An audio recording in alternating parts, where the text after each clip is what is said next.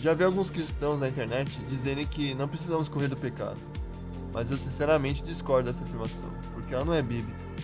Claro que quando eu falo sobre correr do pecado, eu não falo do nosso pecado interior, no que se refere à nossa natureza pecaminosa, porque essa nos acompanhará onde formos até o dia da nossa morte. Eu me refiro a qualquer pecado que existe a chance de cometermos. Qualquer pecado que, se não cuidarmos, será cometido por nós e nos afastará de Deus.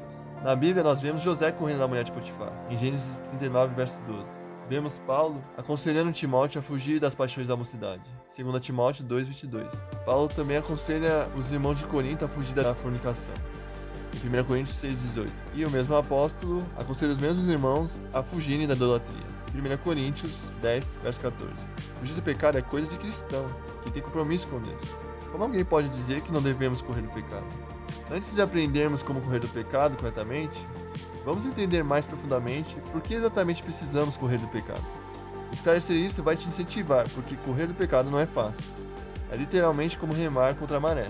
Dá trabalho, mas disso depende a sua sobrevivência espiritual.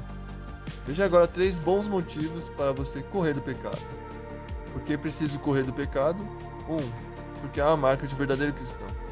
John Wesley dizia: Dai-me 100 homens, que nada temam, senão o pecado, e que nada desejam senão a Deus, e eu abalarei o mundo.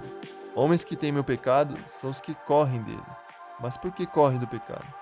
Porque o pecado nos afasta de Deus. Foi isso que disse o profeta Isaías, no verso 2 do capítulo 59. Mas as vossas iniquidades fazem separação entre vós e o vosso Deus, e os vossos pecados encobrem o seu rosto de vós, para que não vos ouça. Temer o pecado é o mesmo que temer ficar longe de Deus. Eu creio também que correr do pecado é o mesmo que correr em direção a Deus, pois os nossos pecados nos afastam da sua santa presença. Um verdadeiro cristão não suporta a ideia de se afastar de Deus. E é isso que o motiva a correr do pecado. Por que o cristão deve correr do pecado? 2. Porque você não se garante. Será que um equilibrista tem medo de andar através de uma corda bamba? Se tem ou não, eu não sei. Só sei que ele tem bem menos do que pessoas comuns como nós. E por que isso? Porque ele treina horas e horas para não errar o trajeto. Diferente de nós, ele se garante, pois treina bastante para isso. Quando o assunto é não pecar contra Deus, quem de nós pode achar que se garante? Quem de nós pode dizer que venceu tanto que não cai mais no pecado de jeito nenhum? Essa seria a maior tolice, pois o nosso coração é enganoso, e esse facilmente pode nos iludir, nos fazendo confiar no nosso próprio braço ao invés de confiar em Deus. Nosso coração pode estar cheio de más intenções, e quando você se esquiva de um pecado, seu coração pode planejar, na verdade, uma oportunidade melhor para cair em outra tentação mais atraente. Cuidado para não achar que você se garante. Eu, por exemplo, estudo sobre o pecado todo santo dia e ainda assim estou sempre clamando a ajuda de Deus para vencer meus pecados. Já que você não se garante, afaste-se do pecado. Fique o mais longe possível dele.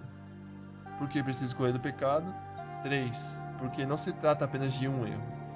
O diabo nos engana facilmente quando pensamos que um pecado é apenas um erro e depois não irá mais se repetir. Precisamos parar de cair nisso, irmãos. Um pecado pode chamar muitos outros após ele.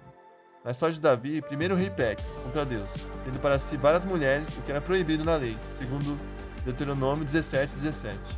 Segundo, ele deixa de fazer aquilo que Deus o chamou para fazer, que era ser rei e sair nas batalhas com o exército. Isso em 2 Samuel 11. Terceiro, ele cobiça Batseba, 2 Samuel 11, verso 2. Quarto, ele tem relações com ela, 2 Samuel 11, verso 4. Quinto, ele manda matar Urias, o marido de Batseba, 2 Samuel 11, verso 15. Percebeu que um pecado chamou outro nessa história? Uma pessoa com várias mulheres sempre vai querer mais uma. Deixar de se ocupar com o que Deus nos mandou fazer sempre nos deixará desocupados para o pecado. A cobiça é o primeiro passo para o adultério. E por fim, a gravidez de Batseba, que é fruto do adultério, foi o primeiro passo para o assassinato de Urias. Além disso, dependendo do pecado que você comete, ele pode se tornar um vício. É como diz John Charles Riley: cada novo ato de pecado endurece o coração e diminui o temor a Deus. Portanto, não caia na ilusão de que é só mais um erro.